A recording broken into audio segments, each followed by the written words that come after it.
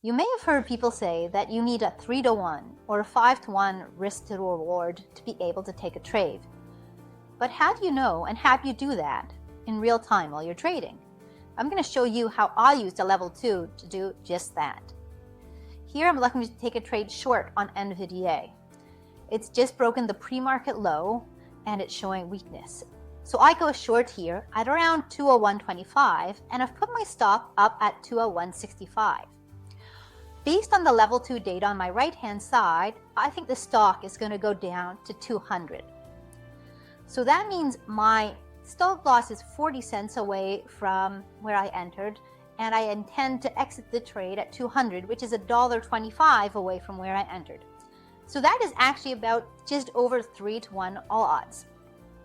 And so that's how I used the level 2 to look at this and decide if this trade was going to be worth taking. Now I did put my stop at a technical level, which was above the last pullback and above the pre-market low, which is what I was basing this trade off of. Now I see that based on the level 2, a new order just came in at 201.75. Now that's not the greatest news for me because that means somebody who has enough money to buy 77,000 shares of NVIDIA is betting that it is going to go up. But I also still see all those orders to the downside. So now it's just going to be a battle between the buyers and the sellers to see where this stock goes. Me, I'm going to stick with it till I either hit my profit target or get stopped out.